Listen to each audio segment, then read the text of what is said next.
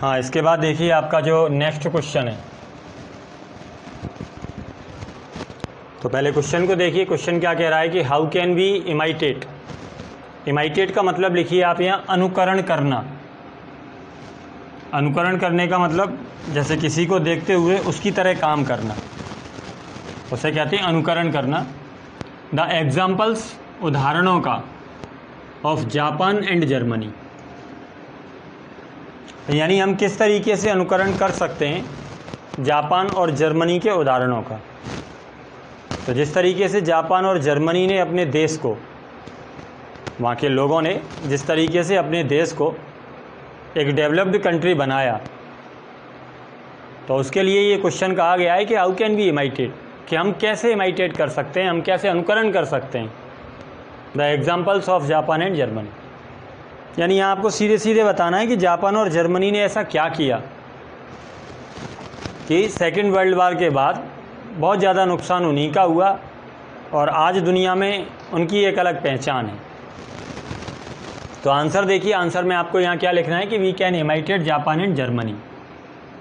पहले आप लिख देंगे कि हम भी जापान और जर्मनी का अनुकरण कर सकते हैं। उस जापान और जर्मनी का अनुकरण कर सकते हैं, हु मतलब जो। और हु के लिए मैंने आपको पीछे भी कई बार बताया है कि हु के बाद अगर आपने कोई वर्ब लगानी हो तो इस वर्ब का नंबर क्या रहेगा, ये वर्ब सिंगुलर रहेगी या प्लूरल रहेगी, तो ये इस पर डिपेंड करता है कि ये हु किसके लिए लगा है। और हु जिसके लिए लगा है वो इसका एंटीसीडेंट कहलाता है। तो यहाँ हु का एंटीसीडेंट पहचानिए, तो हु का एंटीसीडेंट कौन है, मतलब हु किसके लिए लगा है, जापान एंड जर्मनी। तो ये आपके कैसे हो गए, प्लूरल हो गए। और जब ये प्लूरल हो गए तो हु प्लूरल हो गया, इसलिए आपको यहाँ वर्ब लेनी होगी, वर्ब। तो इस तरीके से आपका हो गया कि वी कैन इमाइटेट, कि हम अनुकरण कर सकते हैं जापान एंड जर्मनी का। उस जापान और जर्मनी का अनुकरण कर सकते हैं हु वर डेस्ट्रॉयड, जिसका विनाश हो गया, उन जापान और जर्मनी का जिनका विनाश हो गया, जिनको नष्ट कर दिया गया, वर डेस्ट्रॉयड। कौन सा टेंस हो गया, ये पैसिव वॉइस हो गया, वॉज वर प्लस V3। कौन ने इसको डिस्ट्रॉय किया, यहाँ नहीं क्लियर किया, बस केवल इतना कह दिया कि हु वर डेस्ट्रॉयड, जिनको डिस्ट्रॉय कर दिया गया। अब किसके द्वारा, वो अपन आगे लिख रहे हैं, बाई वर्ल्ड वॉर सेकेंड, कि जिसको द्वितीय विश्व युद्ध ने, जिनको द्वितीय विश्व युद्ध ने बर्बाद कर दिया, हम उन जापान और जर्मनी का अनुकरण कर सकते हैं। तो अब हमारी ठीक से समझ में आ गई कि हम जापान और जर्मनी का अनुकरण करने की बात क्यों कर रहे हैं। क्योंकि जापान और जर्मनी इस समय शक्तियों में गिने जाते हैं, जो महाशक्तियाँ गिनी जाती हैं उनमें जापान और जर्मनी का नाम लिया जाता है। और ये वो जापान और जर्मनी है हु वर डेस्ट्रॉयड, जिनको नष्ट कर दिया गया बाई वर्ल्ड वार सेकेंड, द्वितीय विश्व युद्ध के द्वारा। कितनी बड़ी बात है, यानी नष्ट होने के बाद भी आज इतना ऊपर उठे और हमारी पोजीशन अभी कहाँ है। तो इस तरीके से हम कह सकते हैं कि वी कैन इमाइटेट, कि हम अनुकरण कर सकते हैं।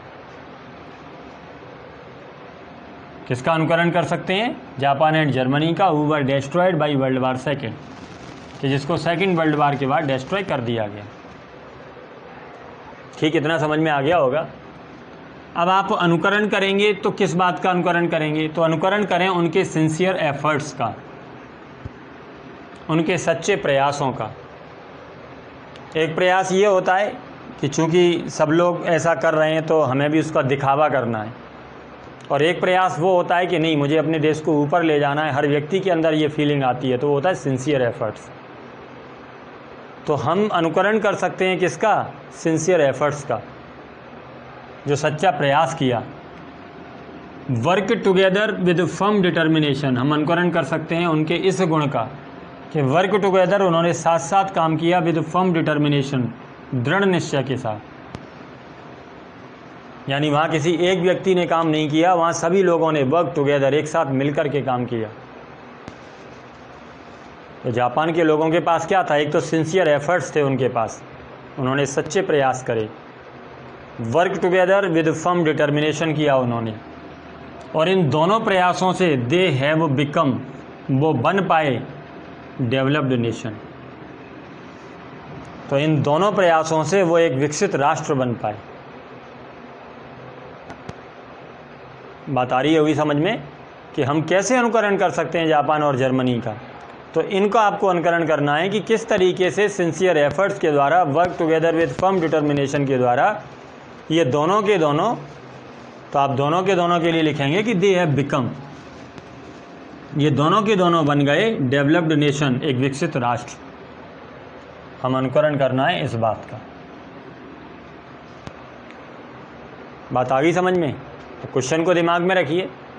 क्वेश्चन था कि हाउ कैन बी इमाइटेड, हम कैसे अनुकरण कर सकते हैं। आप कहेंगे कि वी कैन इमाइटेड, हम अनुकरण कर सकते हैं जापान एंड जर्मनी का। अब यहाँ आपको बताना होगा कि हम इस जापान और जर्मनी का ही अनुकरण करने की क्यों कह रहे हैं, क्योंकि ये वो जापान और जर्मनी है हु वर डेस्ट्रॉयड, जिनका नाश हो गया बाई वर्ल्ड वार सेकेंड, और फिर भी आज इस पोजीशन में हैं, यानी हम तो इससे ऊपर ही थे।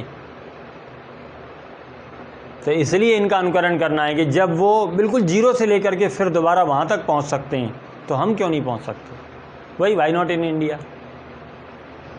तो we can imitated Japan and Germany, कि हम जापान और जर्मनी का अनुकरण कर सकते हैं उस जापान और जर्मनी का who were destroyed by world war second, कि बेशक वो वर्ल्ड वार सेकेंड में डेस्ट्रॉय हो गए, दोनों के दोनों नष्ट हो गए, लेकिन क्या किया वहाँ के लोगों ने कि भाई सिंसियर एफर्ट्स, सच्चे प्रयासों के द्वारा, work together with firm determination, दृढ़ निश्चय के साथ एक साथ काम करने से दे हैव बिकम, वो दोनों के दोनों बन गए डेवलप्ड नेशन, विकसित राष्ट्र।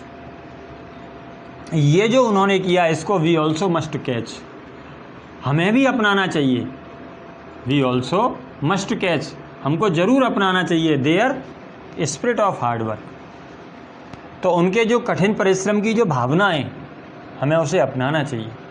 And love for their nation, और उनका जो देश के प्रति प्रेम है हमें उसे अपनाना चाहिए। तो जो उन्होंने अपने देश के प्रति प्रेम रखा हमें उसे अपनाना चाहिए, जो उन्होंने अपने देश के लिए काम किया हमें उसे अपनाना चाहिए। लेकिन हमारे यहाँ तो जंग छिड़ गई है हिंदू मुसलमान सिख ईसाई, ये तो हमें तो पहले धर्म को ऊपर ले जाना है, देश को नहीं, चाहे वो कोई भी हो। आदमी की जब समझ में आ जाए कि देश धर्म से ऊपर होता है, और केवल ये कहने से ऊपर नहीं होता कि India is a great country, केवल इतना कहने से India is a great country नहीं हो जाता। ग्रेट कंट्री का मतलब आपको जानना होगा, आप क्यों कह रहे हैं। अगर कोई कहता है कि India is a great country, कि भारत एक बड़ा देश है, भारत एक महान देश है, तो आपको पता है कि किस अर्थ में महान है। बस सब कह रहे हैं इसलिए हम भी कह रहे हैं। तो आपको उन अर्थों को समझना होगा कि इंडिया कैसे ग्रेट कंट्री है, और फिर उसके लिए आपको काम, उस ग्रेटनेस के लिए आपको काम करना होगा, तब आप अपने देश को एक डेवलप्ड नेशन बना पाएँ। तो क्वेश्चन यहाँ ये पूछा गया है कि how can be imitated Japan and Germany. बहुत छोटी बातें हैं कि हम जाति धर्म इन सब बातों की कद्र कर रहे हैं। अभी आदमी का ये स्वभाव है कि उसके बिल्कुल पास में आकर के जो चीज़ होगी ना वो उसका फेवर करेगा, ये ह्यूमन नेचर है। जैसे अगर मेरे देश की बात आती है तो आदमी ज़रूर करेगा कि हाँ, लेकिन जैसे ही उसकी बात धर्म की आती है तो वो उसको करने लगता है। जैसे धर्म को छोड़ करके जब उसकी जाति की आती है तो धर्म छोड़ देता है, फिर जाति पे आ जाता है। जाति छोड़ने के बाद जब घर की बात आती है तो वो जाति छोड़ देता है, फिर घर पे आ जाता है। घर छोड़ने के बाद जब खुद की बात आती है तो वो खुद पे आ जाता है, घर को छोड़ देता है। तो ये ह्यूमन नेचर, आप उसे देश के लिए अगर इन सब को छोड़ पाते हैं तब आप कहेंगे कि India is a great country. तो कैसे, how can be imitated Japan and Germany, हम जापान और जर्मनी का अनुकरण कैसे कर सकते हैं। तो आप कहेंगे कि we can imitated Japan and Germany, हम उस जापान और जर्मनी का अनुकरण कर सकते हैं। उस क्यों लगा कि who were destroyed by world war second, लेकिन फिर भी कैसे हुआ कि by sincere efforts and work together with firm determination, इन दोनों से दे हैव बिकम, वो बन पाए डेवलप्ड कंट्री, डेवलप्ड नेशन। और ये जो वो कर पाए, वी ऑल्सो मस्ट कैच, हमें भी इसको अपनाना चाहिए। किसको? Their spirit of hard work, कि उनके कठिन परिश्रम की जो भावनाएं, हमें भी उसे अपनाना चाहिए। We also must catch their spirit of hard work, तो उनकी स्पिरिट ऑफ हार्ड वर्क को हमें अपनाना चाहिए। And love for their nation, और हमें भी अपने देश से प्रेम करना चाहिए। अब अगर हमारे यहाँ कोई व्यक्ति किसी दूसरे धर्म का कुछ गलत करता भी है तो हमें उसे समझाना चाहिए कि यार अपने देश में हो तुम, अगर आप गलत कर रहे हैं तो जिसको आप नुकसान पहुंचा रहे हैं वो अपने देश को नुकसान पहुंचाना है। जब इस तरीके की सोच आपके अंदर आ जाएगी तो निश्चित रूप से ना तो कोई जाति होगी, ना कोई धर्म होगा, फिर सब एक हो जाएंगे। चलिए खैर, अगला देखिए क्वेश्चन नंबर 12 आपका क्या कह रहा है। बहुत अच्छा क्वेश्चन है कि how has the Indian IT industry, IT industry आप जानते ही हैं, सूचना प्रौद्योगिकी का जो उद्योग है, ग्रोन, यानी हमारे यहाँ ये उद्योग किस तरीके से विकसित हुआ, आपको केवल इतना बताना है। How has Indian IT industry, के भारत का जो आईटी इंडस्ट्री है, हाउ हैज़ ग्रोन, ये किस तरीके से पला बढ़ा, ये किस तरीके से विकसित हुआ, आपको केवल इतना बताना। और मेरे ख्याल से जिन लोगों ने, जब मैंने इसको पूरा पढ़ाया था, अगर आपने वो सारे वीडियो बहुत अच्छे से देखें और पूरी कहानी को बड़े तरीके से सुनाएं तो आपको पता होगा कि जो आईटी इंडस्ट्री हमारा, वो वर्चुअली नथिंग से एक इंडस्ट्री बना है। वर्चुअली नथिंग का मतलब जिसका कोई अस्तित्व नहीं था भारत में, अस्तित्वहीनता से एक उद्योग के रूप में विकसित हुआ है। और न केवल उद्योग, दुनिया में अपनी एक अलग पहचान बनाने वाला उद्योग बना है। तो वो आपसे पूछा गया है कि how has the Indian IT industry grown, कि भारत का जो आईटी इंडस्ट्री है वो किस तरीके से ग्रो किया है। तो आप कहेंगे कि Indian IT industry has grown from, वही आपने लिखना है कि शून्यता से एक उद्योग बना है। कहाँ से बढ़ा है ये? From virtually nothing. Virtually nothing को इकट्ठा कह सकते हैं अस्तित्वहीनता। अस्तित्वहीनता का मतलब जिसका कोई अस्तित्व नहीं था, जिसे कोई जानता तक नहीं था। तो Indian IT industry has grown from virtually nothing, और वर्चुअली नथिंग से क्या बना ये? To an industry. तो ये अस्तित्वहीनता से एक उद्योग तक गया, इतना इसका विकास हुआ। जब आपसे ये पूछा गया कि how has the Indian IT industry grown, आपने कह दिया कि the Indian IT industry has grown, कहाँ से? फ्रॉम वर्चुअली नथिंग से, और कहाँ तक? टू एन इंडस्ट्री, कि ये वर्चुअली नथिंग से एक इंडस्ट्री तक बना। Winning India much global recognition, Bharat को वैश्विक पहचान दिलाते हुए। तो अगर कोई चीज़ वर्चुअली नथिंग से इंडस्ट्री बनेगी तो निश्चित रूप से वो भारत को वैश्विक पहचान दिलाएगी।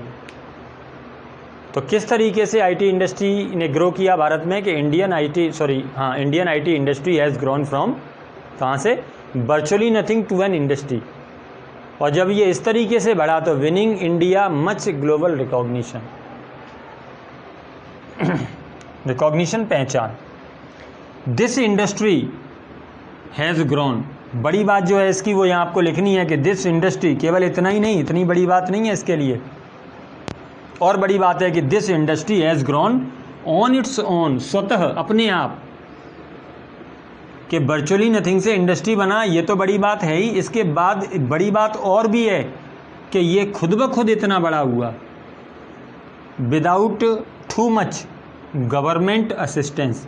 थोड़ी बहुत सहायता तो गवर्नमेंट की रहती है, लेकिन टू मच, बहुत ज़्यादा नहीं हुई। तो without too much government assistant, बिना सरकारी सहायता के, तो सरकार की बिना अत्यधिक सहायता के, आप ऐसा कह सकते हैं कि सरकार की बिना अत्यधिक सहायता के, सरकार ने इसमें कोई ज़्यादा सहायता नहीं करी, उसके बिना ये एक इंडस्ट्री के रूप में खड़ा हुआ है। तो क्वेश्चन आपका ये था, मेरे ख्याल से समझ में आ गया होगा कि how has the Indian IT industry grown. आप कहेंगे कि Indian IT industry has grown, अब पहले तो आप बताएंगे कि कहाँ से कहाँ तक गया। तो ये गया फ्रॉम वर्चुअली नथिंग, अस्तित्वहीनता से, टू एन इंडस्ट्री। और जब ये इस तरीके से बढ़ा तो इसने क्या दिलाया? Winning India much global recognition. Bharat को वैश्विक पहचान दिलाते हुए अस्तित्वहीनता से एक उद्योग बना। ठीक, और इससे भी बड़ी बात कि बिना सरकार की अत्यधिक सहायता के। तो साथ में आप ये भी लिखेंगे कि दिस इंडस्ट्री हैज़ ग्रोन, कि ये उद्योग विकसित हुआ है ऑन इट्स ऑन, स्वतः अपने आप, खुद के बूते पर। This industry has grown on it's on, और वो भी कैसे? Without too much government assistance, बिना सरकार की अत्यधिक सहायता के ये एक उद्योग के रूप में खड़ा हुआ है। तो मेरे ख्याल से ठीक से समझ में आ गया होगा कि आईटी इंडस्ट्री किस तरीके से बढ़ा। तो आप सीधे सीधे कहेंगे कि फ्रॉम वर्चुअली नथिंग से टू एन इंडस्ट्री बना, और वो भी कैसे बना, तो वो भी आपको बताना है कि winning India much global recognition. जब इस तरीके की बात हुई तो इससे निश्चित रूप से भारत को एक पहचान दिलाई, और साथ में जो इतना ये बढ़ा, तो this industry has grown on its own. दूसरी बात आप ये भी कहेंगे कि वर्चुअली नथिंग से तो बना, लेकिन खुद ब खुद बना, किसी ने हेल्प भी नहीं करी, या किसी की हेल्प इसने ली नहीं। तो this industry has grown on its own without too much government assistance. Clear? दोनों क्वेश्चन एकदम से इजी हैं कि how can be imitated examples of Japan and Germany. Japan and Germany का ही अनुकरण क्यों करना है? क्योंकि इनको नष्ट कर दिया गया वर्ल्ड वार सेकेंड के द्वारा, इसलिए करना है। लेकिन ये अपने sincere efforts, work together with firm determination, इन दोनों से they have become developed nation, ये डेवलप्ड नेशन बन पाए। तो हमें भी इसको मानना चाहिए। We also must catch their spirit of hard work and work together. Their spirit of hard work को हमें भी अपनाना चाहिए, and love for their nation. Clear? चलिए इसके बाद देखिए आपका जो नेक्स्ट क्वेश्चन है।